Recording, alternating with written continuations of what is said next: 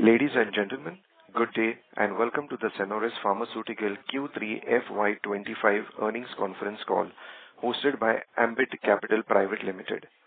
As a reminder, all participant lines will be in the listen-only mode, and there will be an opportunity for you to ask questions after the presentation concludes. Should you need assistance during the conference call, please signal an operator by pressing star and then 0 on your touch-tone phone. Please note that this conference is being recorded. I now hand the conference over to Mr. Prashant Nair from Ambit Capital Private Limited. Thank you, and over to you, sir.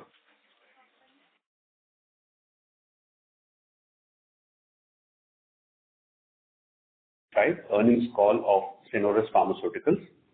We have the following members of management with us on the call. Mr. Sanjay Majmudar, Chairman. Mr. Swapnil Shah, Managing Director. Mr. Deval Shah, Full-Time Director and CFO. I'll now hand over the call to Swapnil to walk us through the quarter. Over to you, Swapnil. Yes, thank you, Prashant. Good afternoon, everyone. Thank you for joining us on Senores Pharmaceuticals Limited's Q3 and 9-month FY25 earnings conference call. Along with me on the call, we have our Chairman, Mr. Sanjay Majmudar, our CFO, Mr. Deval Shah, and our Strategic Growth Advisor, our Investor Relations Partners. We have uploaded the results and investor presentation on the stock exchanges, and I hope everybody had an opportunity to go through the same. 2024 has been a milestone year for Senores Pharmaceuticals. We got listed on Indian stock exchanges in December 2024.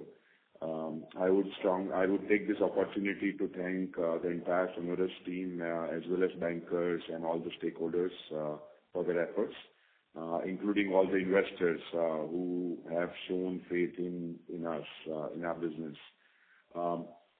Since it's our maiden earnings call, I would like to give everyone a brief overview of Senores Pharmaceuticals to begin with. Senores Pharmaceuticals is a global research-driven pharmaceutical company engaged in developing and manufacturing pharmaceutical products, predominantly for the regulated markets like US, Canada, and others. Our strength lies in identifying, developing, and manufacturing a diverse range of specialty, underpenetrated, and complex pharmaceutical products, establishing us as a preferred partner to our customers. Through various means like data analytics, research of different B2C segments, market assessments, and with our experienced team, we strategically identify commercial as well as underpenetrated molecules to launch in the various regulated markets that we operate in. Also, we look at upcoming molecules in emerging markets. We leverage our R&D capabilities to develop and manufacture a product portfolio of differentiated as well as complex pharmaceutical products. We also have a fast-growing emerging market business spanning across 40-plus countries with the main presence in Far East Asian markets, CIS, as well as Latin America, Africa, and other markets that are there on the emerging side. Along the side, we are also pouring into API manufacturing and marketing of critical care injectables in India. These businesses are relatively at nascent stage with a huge growth potential, as we are all aware. Our regulated and emerging market businesses are carried out through our 3 subsidiaries.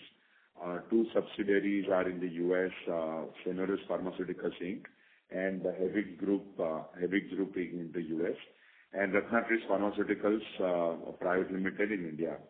About 60 to 65% of our consolidated revenue comes from our regulated markets, largely through our US subsidiaries, and about 30 to 35% revenue comes from emerging market through our Senores subsidiary. The balance is from API business as well as critical injectable business that we have. Going slightly deeper in our key business verticals, regulated markets, particularly in the US, which is our biggest vertical for Senores, and it will remain the focus area for us. Till date, Senores has commercialized about 22 products, which are of our own products in the regulated market.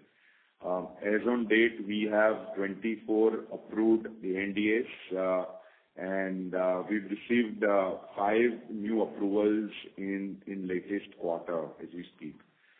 Further to that, we have 51 products that are under pipeline. Some of them are already filed, some of them are at exhibit stages, some of them are at R&D stage. Between these 51, we expect 5 products to be launched in Q4 financial year 2025, so coming quarter, this quarter. Out of these 51 products, 28 products have the opportunity of getting CGTs, which is competitive generic therapy. Product pipeline spread across multiple therapeutic areas like cardiovascular, CNS, pain management, muscle relaxation, so on and so forth.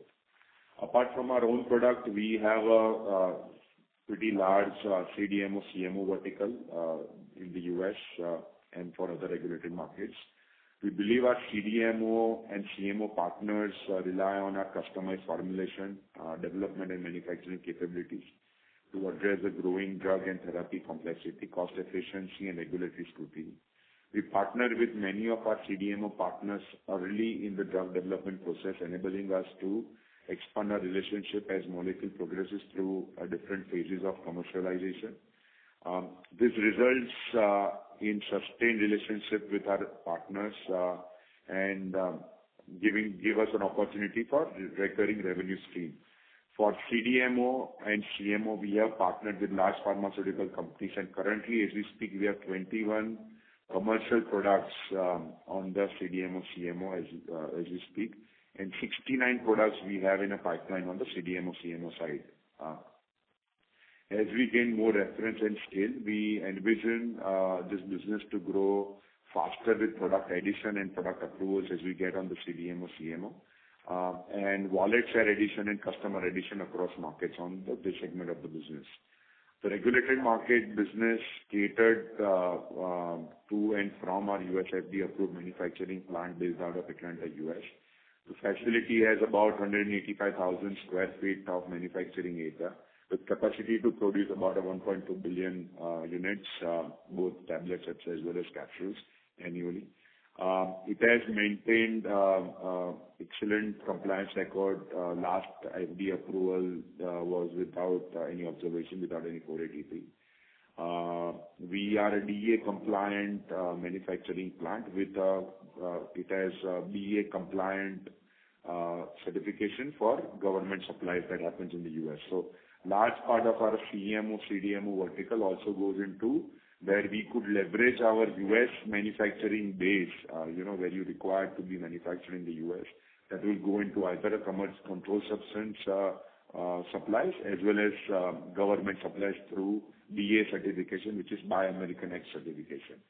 For our emerging market business, as I said, we develop and manufacture pharmaceutical products across different therapeutic areas as well as different therapeutic dosage forms.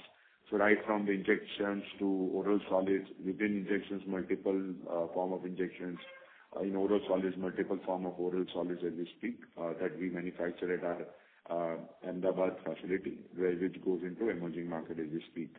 The facility has an annual capacity of about 1.5 billion units on the oral solid side and about 50 million units on the injectable side.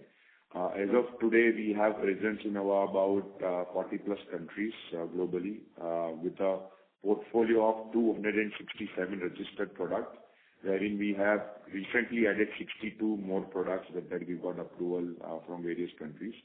A further total, we have 537 products under registration as we speak, with 131 new filings that will take place as we move forward.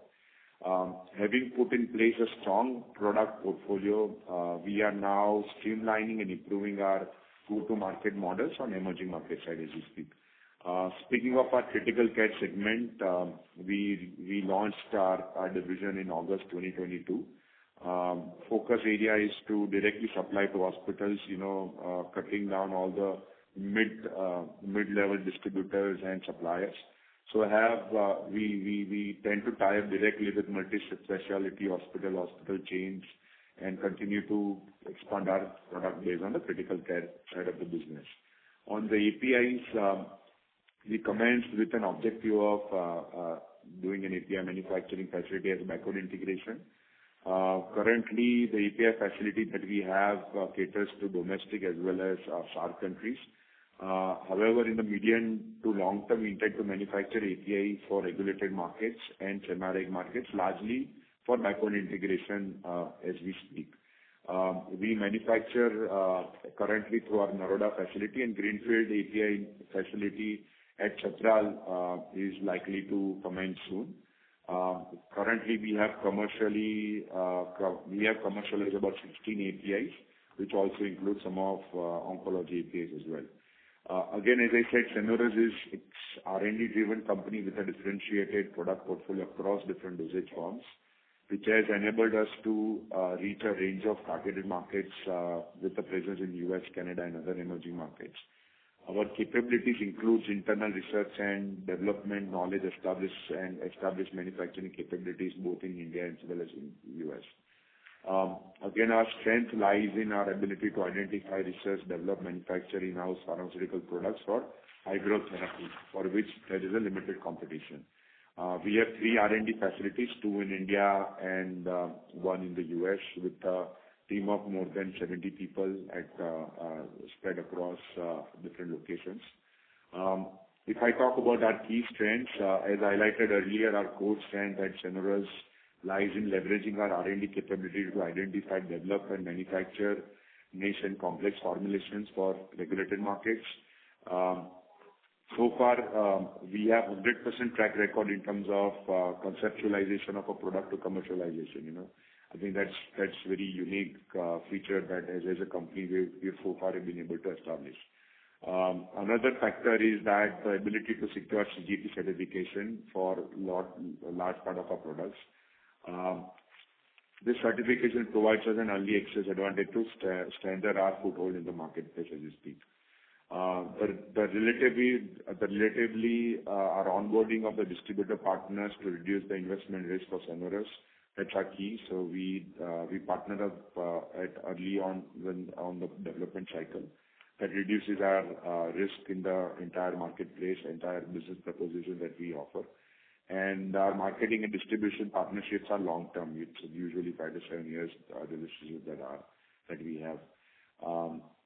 Our CDMO also provides recurring revenue, steady cash flow, predictable cash flow, and the visibility on the business as well. So looking ahead, we will continue to expand our regulated market business, particularly in the U.S.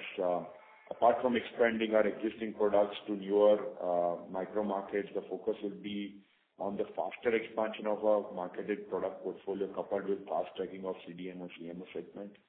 We'll also keep looking out for inorganic growth opportunities in form of product acquisitions and so on and so forth. On the emerging market business, we'll continue to focus niche range of products, expanding our presence in mid-tier markets like Brazil, Mexico, Australia, South Africa, Russia, and so on and so forth. We are also continuously working on streamlining our go-to models in emerging markets, where we could be a deeper penetrated player in some of the markets that we are present in. Another area where Senores is currently working, as we discussed, is on some of the APIs where we could backward integrate it. Largely, it will help us improve our cost competitiveness as well as protect our supply chain on some of the products where we have a dependency on single source. Speaking of our Q3 and 9-month FY25 performance, we are delighted to report healthy broad-based performance across all our business segments in Q3 and 9-month FY25. Growth in the regulated market was driven largely by a strong traction on CDMO, CMO segment, as well as our own product, in which we have secured new orders at a steady pace. And then our product, our rolling forecast and order base continues to expand and increase. In the marketed segment, we have a strong base in Q3 2024. Consolidation of the acquired business had led to strong reported growth in emerging market segment as well in Q3 FY25. On the operational front, we received one product. We commercialized one product, and we received the 5 approvals in the previous quarter as we speak. So taking our ANDA number to 24 as we speak, and there are 5 products that are targeted to launch in coming quarter, the current quarter as we have. We added 60 new products, 267 products across total portfolio, takes the product of 267 products in emerging market as we speak, in the December quarter. With an established regulated market presence, growing emerging market business and further expansion in API injectable segments, we believe there is a strong growth runway for Senores to tap on. We believe we are equipped to leverage the growth opportunities with our expertise and experience that we have developed over last several years. I would like to hand over the call to our CFO, Mr. Deval Shah, to take you through the financial performance of the company. Thank you. Over to you, Deval. Thank you, Swapnil. First of all, a warm welcome to everyone on Senores' maiden earnings call. I'll give you a brief of our financial and operational performance for Q3 and 9 months YTD till December 31st. Speaking of the consolidated revenues, our income for Q3 FY25 stood at 106 crores, reflecting a growth of 35.2% compared to 79 crores of Q3 of FY24.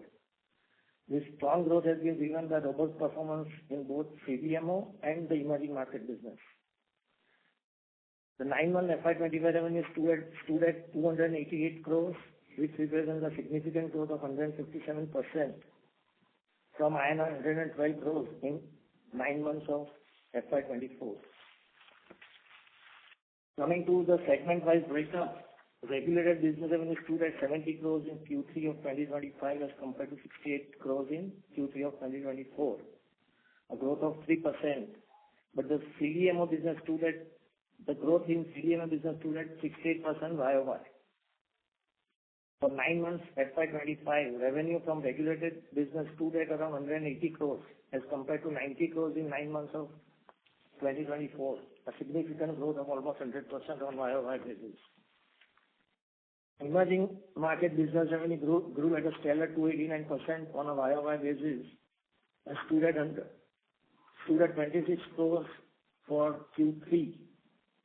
For 9 months, FY25 revenue from emerging markets grew more than 10 times. However, as a rider, Q3 FY24 had revenues from Ratnagiri only for 17 days on account of acquisition which happened on 14th of December of 2023. For 9 months of 2025, almost 64% of revenue was contributed by regulated markets business, 30% was contributed by emerging market business, and balance was contributed by API and injectable verticals. Speaking of EBITDA for Q3 stood at INR 29 crores, indicating an increase of 92% from INR 15 crores in Q3 of 2024. This improvement in EBITDA reflects our operational efficiency and operational leverage in the business. For YTD 9 months, current year EBITDA surged by 281%, reaching to 74 crores as compared to 19 crores in the corresponding previous period. EBITDA margin stood at 27% for Q3, up from 19% in Q3 of previous year, an increase of almost 810 BPS. The 9-month EBITDA YTD margins were at 26%, over 17% seen in corresponding previous period, an increase of almost 870 BPS. EBITDA margins on our regulated business stood at almost 40% in Q3, which was similar in the YTD period too. EBITDA margins for the emerging market business stood at 1% and 1.4% during the quarter and the 9-month period, respectively. PAT after minority interest for Q3 FY25 grew by 142%, standing at INR 17 crores compared to INR 7 crores in Q3 of 2024. For 9 months FY25, PAT after minority interest grew by 162% to INR 41 crores as compared to INR 16 crores for the corresponding previous period. PAT margins stood at 16% for Q3, up from 9% in the corresponding quarter, an increase of 710 basis points. The PAT margins for 9 months stood at 14.1%.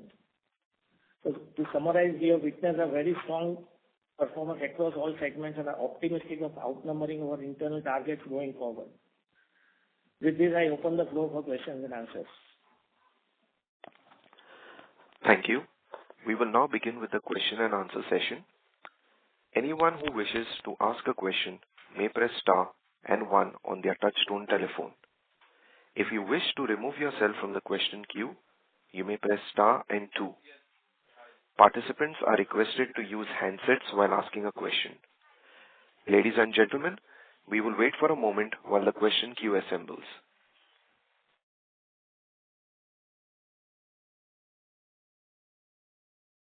The first question is from the line of Ninad Sarpotdar from Aditya Birla Money. Please go ahead. Hello, am I audible clearly? Yes. Yes. So, couple of questions. So, how much is the CDMO revenue as a percentage of revenue, and is it included in the regulated segment in the media release that you have given, or is it under others? So CDMO revenue for the quarter are almost 11% of the total revenue, and it is included in the US segment, the US revenue, US business. Okay. And Okay. YTD, if you see, YTD, it is almost 12% to 13%. Okay. Okay. This is of the total revenue, This is of the total consolidated revenue. not as a percentage of regulated market revenue. Yes. These are the total revenue. I'm talking about the consolidated revenue. Got it. So it is classified under the regulated markets in your investor release that you have made. You have given out that 63% of regulated market revenue, 30% of emerging market, and 6.6 of others. So I was just wondering where it is classified. No, so CDMO revenue is actually only coming from regulated markets. Yeah. These percentages which Deval showed or just mentioned, it is of the total revenue. So if I look at CDMO, on the regulated market front, it is almost about 19%.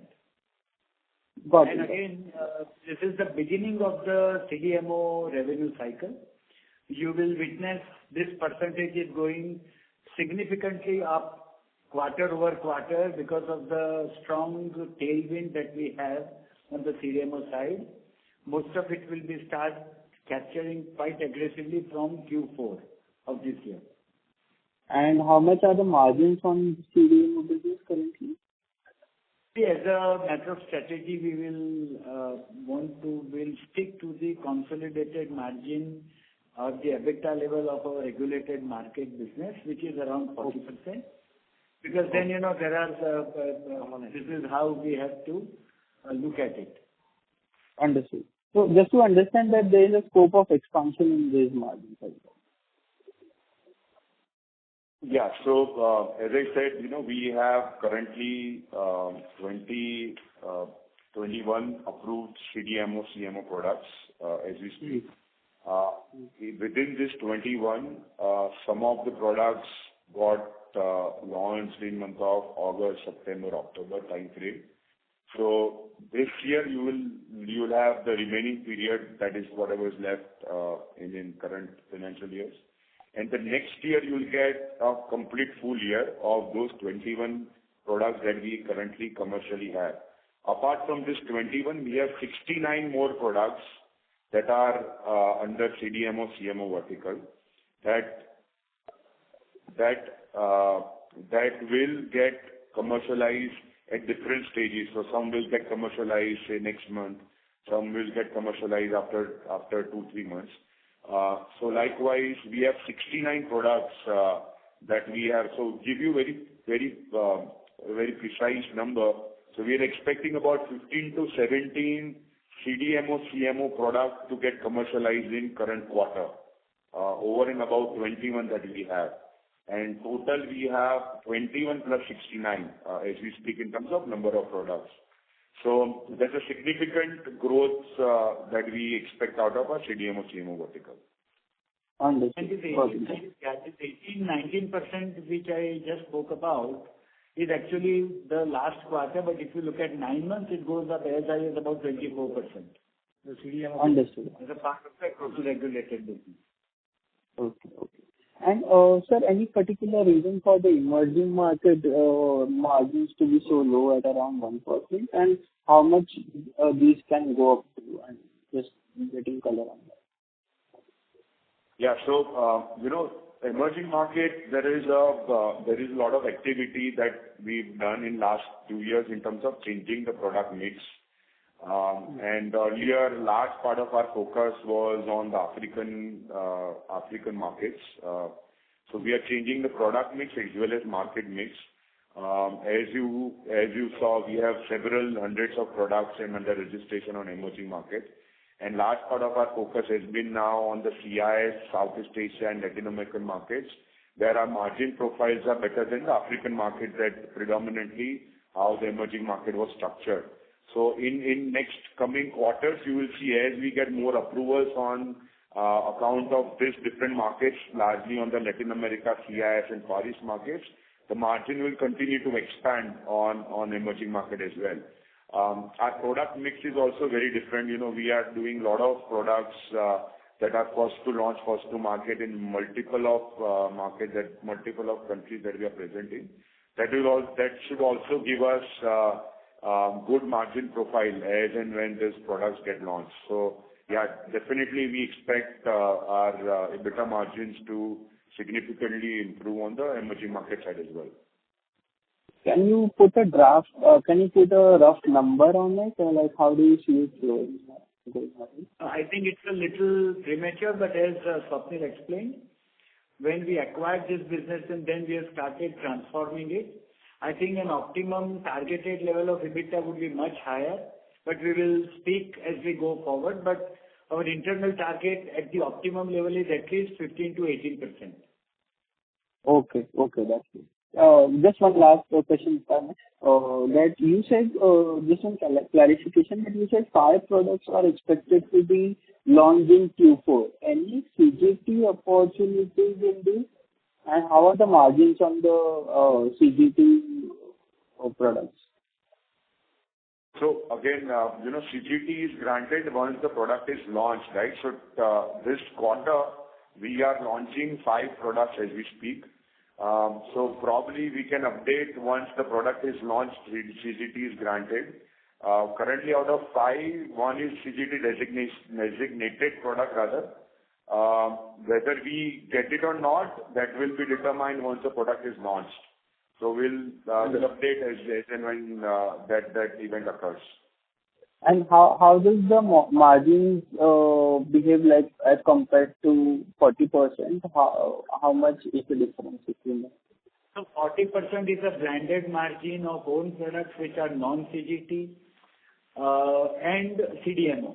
As we speak, whatever earlier products which we had already launched, the CGT window is over. So today it is own products which have a CDMO. In general, the margin of our own products is higher than that of CDMO. And CGT, whenever that window is there, it is again higher than the normal. But I think it's better if we again keep on looking at the blended margins. Sure. Okay. That's all from my side. Thank you so much for the detail. Thank you. Thank you. A reminder to all participants, you may press star and 1 to ask a question. The next question is from the line of Vivek Gautam from GS Investments. Please go ahead. Yeah. Am I audible? Yes, Vivek. Hello. Am I audible? Yeah, very much. Yes. Hello. Yes, you're audible. Yes, sir. Congratulations on good set of numbers, sir.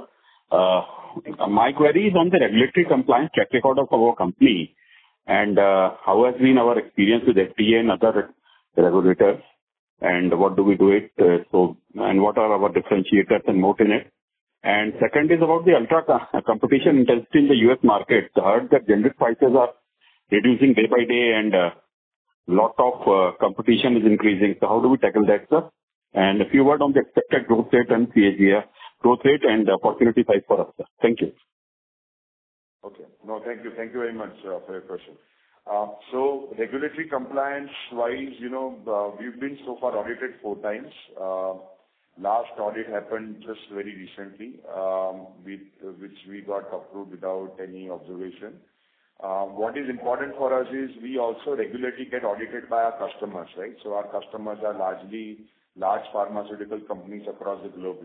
All top names that you can think of in the space, they are all our customers. So very, very regularly we get audited by our customers. So there's a continuous compliance that happens for our plant. It's just not that FDA comes and then the audit happens. Every other month there is a large customer auditing us on a multiple fronts. So that helps us keeping our systems in check, continuous compliance on our manufacturing side of the business. So that's probably answer your regulatory questions. Second one was on the revenue side. So we expect the growth trajectory to continue with the number of products that we have that will go live, that will get launched in this quarter and coming quarters, both on our own products as well as on our CDMO, CMO. I think we touched base on the exact numbers in the earlier question. So I feel the growth is going to be strong with all that we have planned and whatever that is going to be launched. Coming to competition as well as far as US is concerned, competition, we, like any other company, the competition is always going to be there. But how strongly we are placed in terms of combating that competition. As you can see, we have 2 business models, right, on the US, on the regulated side. One is of our own product, and other one is on a CDMO, CMO side. Our revenue streams are also multiple revenue streams that we get for our own product as well as CDMO, CMO. So competition can come, but our dependency on each product revenue stream is not more than 2 to 3%. So even if that one product can give me a lot of competition, my revenue drops from 3% to 1.5% or maybe 2%. In overall scheme of things, you look at it, my revenue is dropped only 1% from a competition. In case if that one product can give me that kind of competitiveness. So overall, we feel we are very balanced as far as company is concerned, with multiple business verticals, both on the CDMO, CMO, as well as of our own product. Also on the US side, being in the manufacturing in the US, we cater to controlled substance as well as government business. Again, on the controlled substance and government business, our competition is with the local manufacturer in the US, right? So we don't compete with foreign manufacturing sites largely. So also on that account is also limited. So I think we feel we are very balanced, well placed as far as competitiveness is concerned. Thanks a lot, sir. And I was talking about the price erosion of generics in US market, sir. How much is the status today, and is it decreasing a lot, price erosion, or further, what about the injectable plant status and any new expansion plan of molecules, any molecules, sir? Price erosion is varied. It's not consistent across the products, right? So in some products, in fact, we've seen the prices have got a little better also. But of course, being competitiveness is there, the price do get eroded. But as I said, our base portfolio has still yet to achieve its optimum. And with the new launches coming in, both are on our own product on the CDMO, CMO. Even though there might be a little competitiveness on the marketplace, we feel our growth is going to be strong, with the new launches that is planned.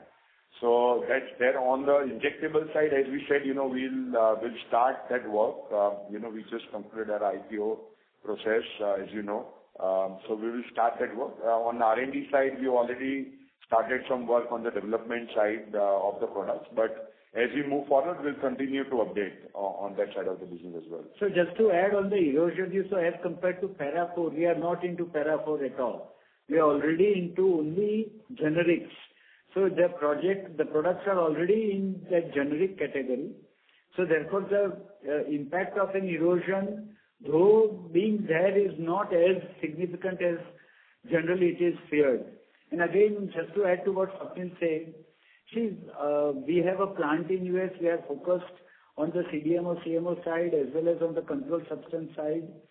All our partners are predominantly supplying to government or they are controlled substance manufacturers.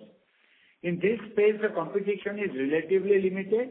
I think there are not more than 4 or 5 players who have the similar capability of offering similar solutions, and we have a very strong backup from India. So our regulatory plus our R&D, there's a very big team sitting in India. So that way we are very, very effectively competing, and I think our pipelines are very robust from that point of view. Excellent, sir. And any plans of acquisition of any molecules, something, secondary?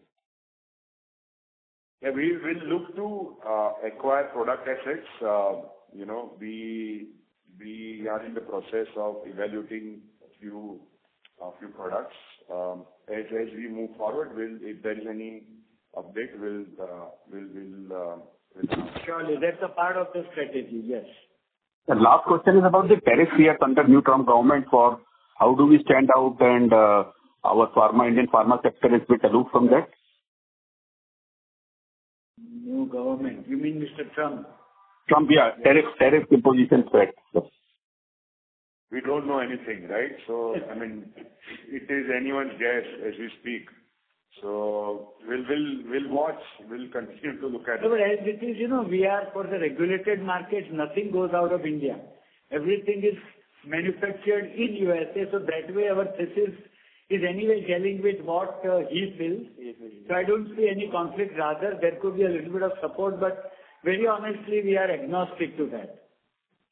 Okay, sir. Thanks a lot. Very nicely replied to all the queries, sir. Keep up the good work. Congratulations once again, sir. Thank you, sir. Thank you. Participants, please restrict yourselves to 2 questions. If you have any further questions, you may rejoin the queue. The next question is from the line of Aman Goyal from Axis Securities. Please go ahead. Sir, thanks for the opportunity.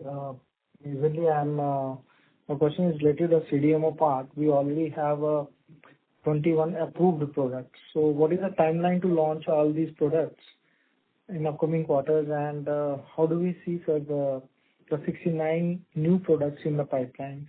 So currently, just try to understand that our top line that we have at 214 crore last year, the kind of opportunity and the growth we are looking. And with these 21 new products, what is the market size that we are tapping it now? Yeah. So, as I said, 21 products that we have got launched at a different time point. I have a partner. So, we probably, so far in 9 months, we have probably covered 2 months, 3 months here or there, depending upon when the product was launched, right? So next year or maybe this quarter and the next year, we expect all these 21 to give us the complete exposure on 3 months as well as full year, And the new launches of the 69 that we'll have, and that will come at a different stage. Out of 69, as I said, about 15, 17 are expected to launch in Q1 on the CDMO side. As we speak, there are launches are happening in current quarter, So, that will drive our growth significantly.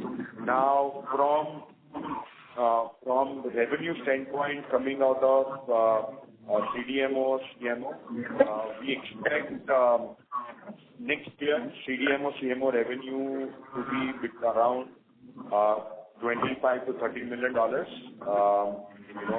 the overall basis. We expect our revenue for next year to be around 700 to 700 crores. This year we'll probably end at about around 410 to 440 crores, plus minus 5%. So large part of that, about that will also next year will be driven by CDMO. So we are in the process of assimilating the numbers. what Swapnil has said is the broad target with which we are working currently, and that is what looks like. That's a very strong number, sir. Sir, in terms of the margin, consolidated margin for 9 months is 27%, 25% now. So what is the right range of margins we can look now? See, we are not at this point in time giving any specific margin guidance. But having said that, am I audible? Yes, sir. We are audible. Yeah. Having said that, as you see, our major contributor right now is the regulated markets, where they will explain we are about 40-odd% margin run rate, with practically nothing coming out of emerging markets. Next year, we definitely expect an improvement in the margins driven by a strong growth from the CDMO side as well as our own product side in regulated markets, and some positive margins coming from the EM side. So while I'm not giving any specific margin guidance, you can definitely expect a decent growth in the margin percentages, but as we go forward in subsequent quarters, we will give more clarity on it. So, sir, as I was reading... I'm sorry to interrupt here. Mr. Aman Goyal, if you have any further questions, please rejoin the queue. Thank you. Thank you. I will come to you. Thank you. Yeah. The next question is from the line of Divyaksha Agnihotri from HDFC Securities. Please go ahead. Hello, am I audible? Yeah. Hi, sir. Congrats on your good set of numbers. I just had a couple of questions. First, on your CDMO side, so what is your customer contraction, like your contribution from your top 5 or top 10 customers? How has that looked this quarter? That's my first question. And the second question would be on your backward integration plans and your setting up for your greenfield unit. So is there any timeline, any CapEx, any details regarding that setup? Those are my two questions. See, we have a number of products. So we have a significant number of products from, say, our top 2 customers on the CDMO side. That would be... So therefore, taking customer-wise sales is not correct. It is more on the product-wise from the CDMO side. Swapnil explained we have more than 20 products. I think 10 or 11 or 12 products are from the top 2 customers. Then we have another 2 or 3 other customers, each of whom we have 1 or 2 or 3 products. But again, all these products have not reached their optimum. It will start getting at an optimum level in the coming year. Okay, sir. And on the API and your greenfield expansion that you have mentioned in your presentation, so regarding that, any details you have, or like the timeline or CapEx for that greenfield expansion? We expect our reg market facility to commence this quarter. And two of our key products, we are looking to backward integrate. Now, that could be both on the CDMO, CMO, as well as on our own product side, as well as some could be on our emerging market, right? So, good part of our current existing supply, probably in some point of time in future, probably about after a year or so, will be from a in-house manufacturing side.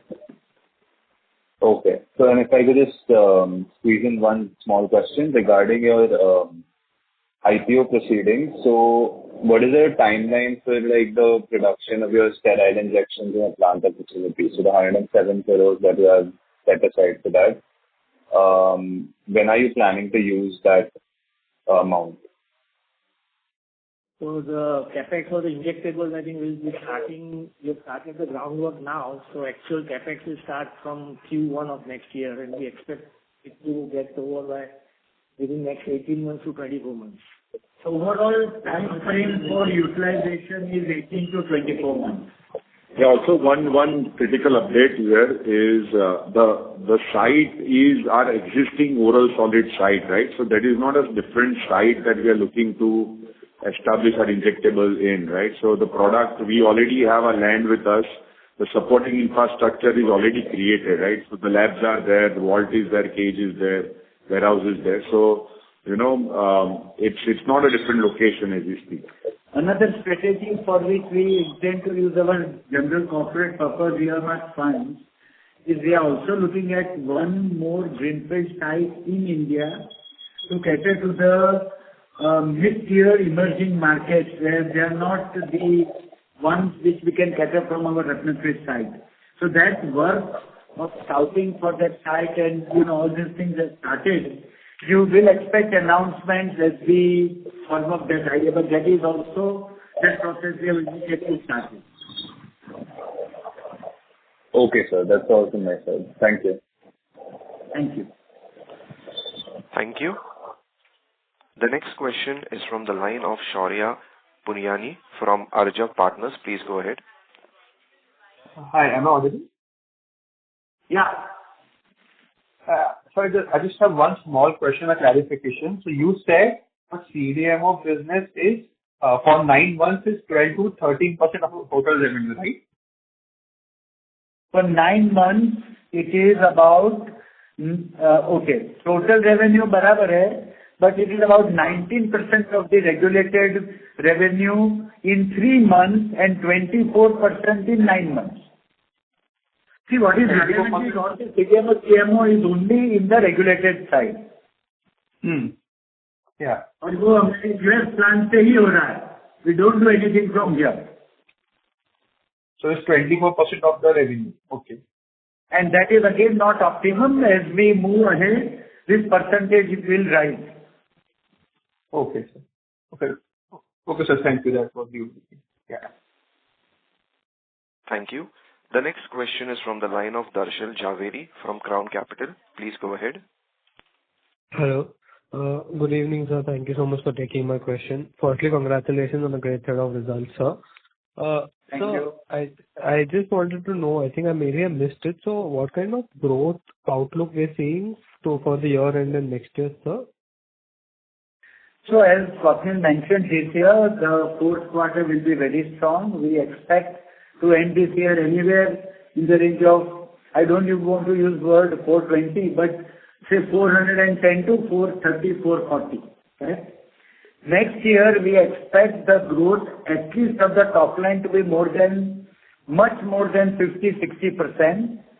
And the bottom line growth should be nearly doubling than what we are anticipating this year.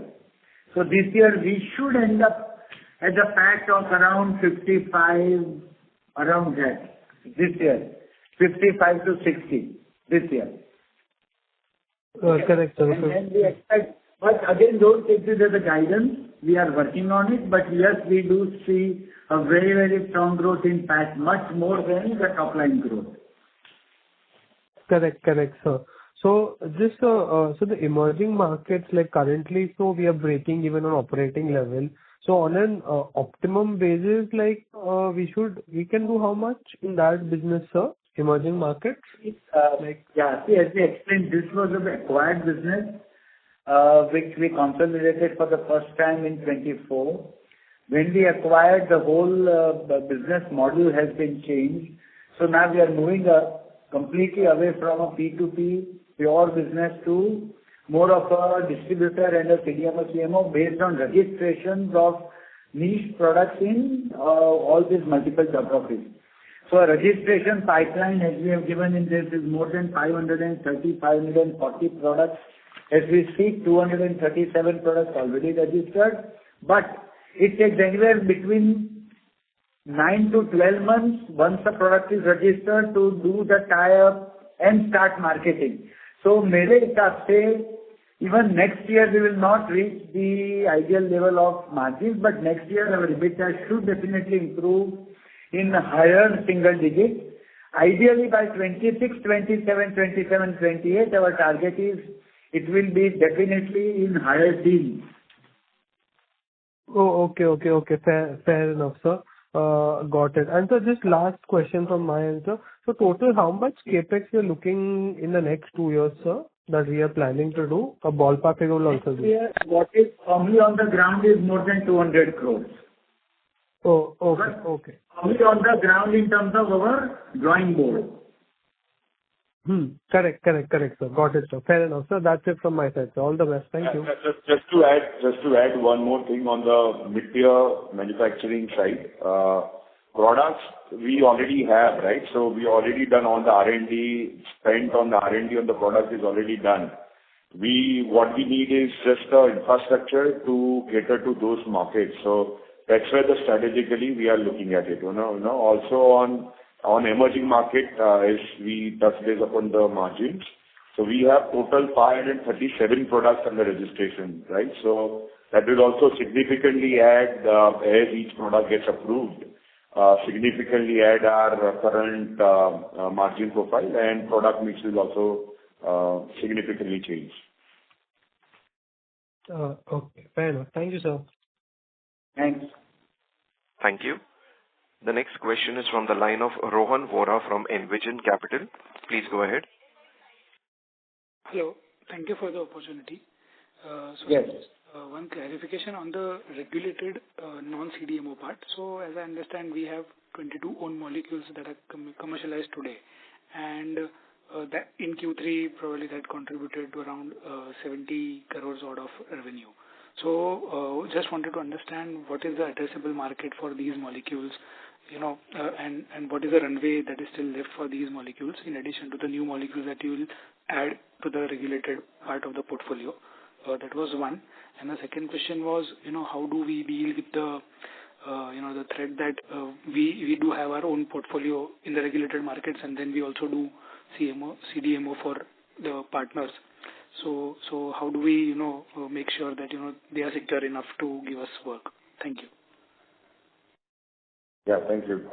So I would look at it 22 plus 5, which we are going to launch in this quarter, right? So it's about 27, 28 products. So the way I look at it, out of those 27, 28 products, 35% of the portfolio will reach its optimum in next 6 to 12 months as we continue to gain more market share on each side of the business. 35% of the portfolio has either reached their optimum market share as we speak or soon going to be reaching. And 35 products is at a level where, I don't see a major drop in terms of market share that we have or major increase on the market share. So largely, I would say out of those 27, 28 products of our own product, this is broadly I would see going forward, in terms of where we'll see those products to be. So the market that can take us to a turnover of about 250 odd crores. Just, taking an average of 7 to 10 crores per product, more or less.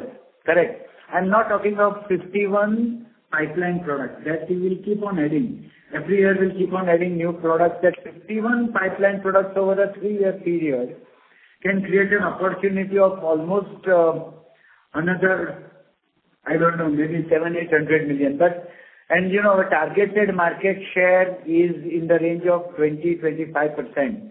But we'll see. As and when we move ahead, we will have a strong growth coming from one product portfolio and a sustained basis. And also on CDMO, CMO side, as you questioned, we, as Sanjay Bhai said in an earlier discussion, there are not many companies that offer end-to-end solution to a partner, right? So right from R&D to, regulatory support, getting product from conceptualization to scale up to filing to commercial manufacturing, complete regulatory support, complete analytical support, back home R&D that can even further enhance the process, how the cost can be leveraged upon. There are a lot of factors that we bring on table for our partner, apart from our manufacturing infrastructure that we have.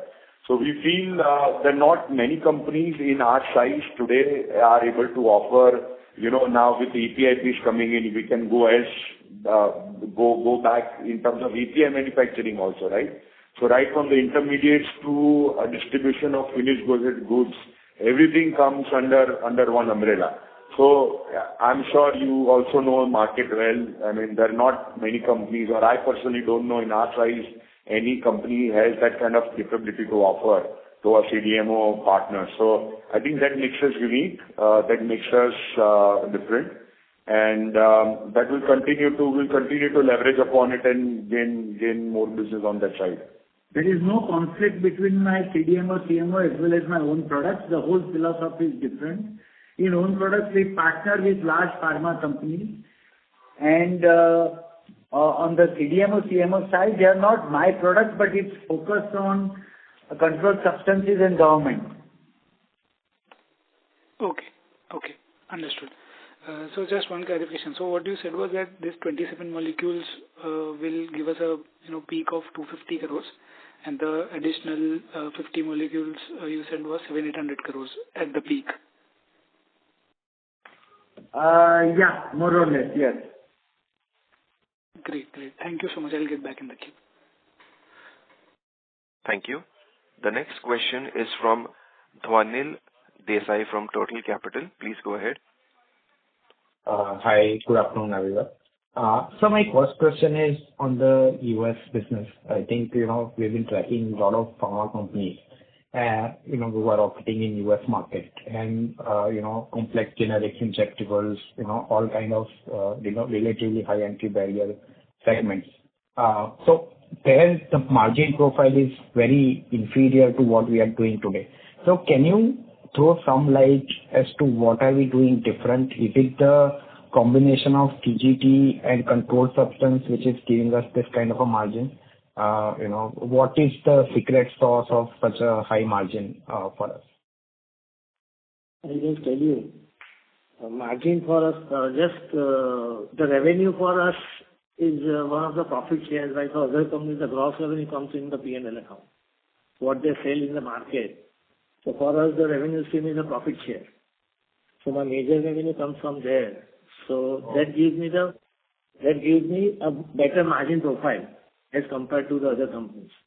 Understood, sir. Understood. So you're basically profit share, and then the cost below, there is no RM cost involved, so your EBITDA margins are pretty high. No. So there is a mix of license fee plus profit COGS and my manufacturing margin and 50% profit share for the which I shared from my marketing partners. So what Deval said that because of the mix of these three, the sales that is booked in my balance sheet is actually a significant portion is a profit share where there is no cost actually. That is, having said that, the two other factors: one, product identification. Second, our philosophy is we generally identify products which are relatively niche, under-penetrated. We have a very different philosophy, and then these are the products where generally large, big pharmas are not interested, but still they want it as a part of their pipeline. So that is where we fit in very nicely. We don't compete with them, rather they are all our partners. That's my point. So that is another factor which is helping us a lot. And then CDMO, CMO is a very different cup of tea because of the focus on partners serving government, which are long-term contracts with practically no price erosions. And then the controlled substances where it has to be from a plant based out of US. So therefore again, I'm not really competing with a large number of US FDA plants situated in India servicing these markets. Got it. Very helpful. So sir, is it safe to assume that CGT plus controlled substance sale would be, if you take out the CDMO, so that will be a major portion of the US market revenue? Maybe 67%. No. So my own product has a CGT, but you may consider it as a part of the own product portfolio. Okay. So second question on the CDMO side. So I think out of this, molecules which are currently commercialized and in the pipeline, how many of them would fall into generic category which are off patented, and how much of them any on the patented side of it, that also we are working on the CDMO, CMO side? How should we look at it? And in the value chain, are we doing the formulation CMOs, or it is from the API level where are we that in terms of value chain? So we are a formulation-focused company, right? So API is something which complements our whole proposition of a CDMO as we speak. So, as an API standalone CDMO, that is not the business we are looking at it as we speak. So that's one thing. Now, in terms of generic, non-generic, currently, large part of our portfolio also on the CMO is a generic portfolio. We have some products that we are working on the NDA side of the business, on the CDMO. So these are again the generic products, but they are the new applications that we are filing with FDA. So that is the unique work that we are doing on the CDMO side.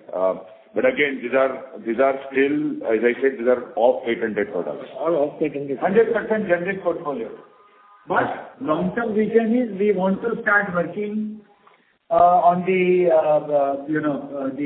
NCs, etc., as a part of the CDMO portfolio, but it's a long-term vision, not in the immediate future.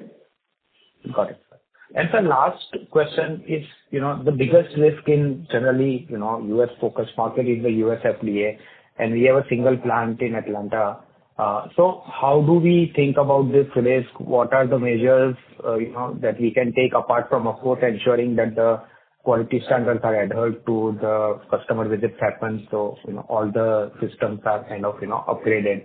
But US FDA risk still remains. So any thoughts on de-risking on that part of it? We will look into it. Of course, there are thoughts around it, but however, as far as US manufacturing is concerned, that caters to a very specialty segment, right? It doesn't cater to the normal segment that we usually see, how foreign plants or our plants in India, China and other countries are catering it to. So that's one thing. Second thing is from a compliance standpoint, I think the good part for us is, we get audited regularly by our customers. Large pharma companies globally that you can think about, they regularly audit us, So that gives us a continuous compliance, CGMP, as we speak, to our current quality systems.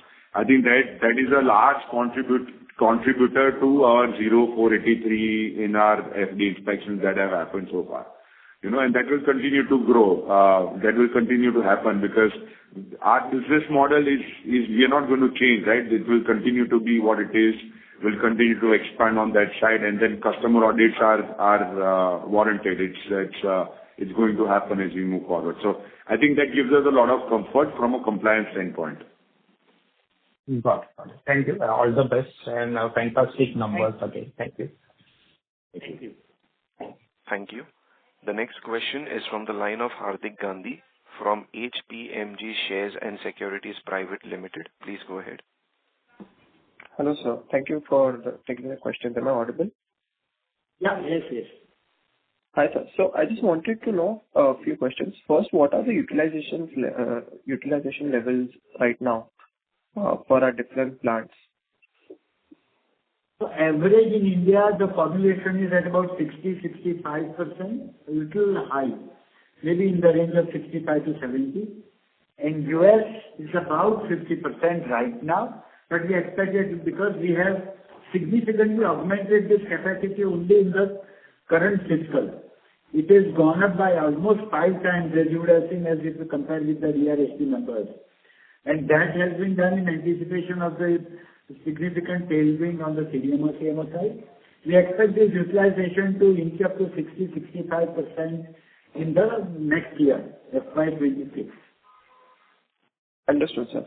And along with this, since we mentioned that, in US, currently we are selling CDMO forms a small part of it, but we expect to expand that portfolio. I just wanted to know the other products, which is the marketed products, which you have your own partnership with other brands, right? So on that front, what is the customer concentration? Like for the top 5 customers, what is the percentage? Yeah, so top 5 customers give us about 65% of revenue on our own product side. But again, number of products, if you look, top 5 in terms of number of products would not be more than 20-25%. Understood. And just the last one. On the API front, we are saying we'll backward integrate for even the U.S. plant. Is that correct? No. API is being set up in India. Correct. But we supply U.S. products. We supply the API for U.S. products from here? Yes, we want it to be approved or approvable by all regulatory authorities, including US FDA. Understood. Yeah. Thank you. Thank you, sir. That's it from my side. Congratulations on the good set of numbers. Thank you. Thank you. Ladies and gentlemen, that was the last question for today. I would now like to hand the conference over to Mr. Swapnil Shah for the closing comments. Thank you. Thank you, everyone. So, good set of questions.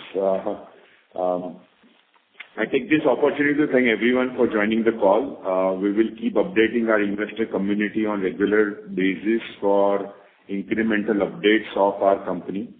I hope we have been able to address all your queries. For any further questions or information, kindly get in touch with me, my team, and our IR advisors, our strategic growth advisors.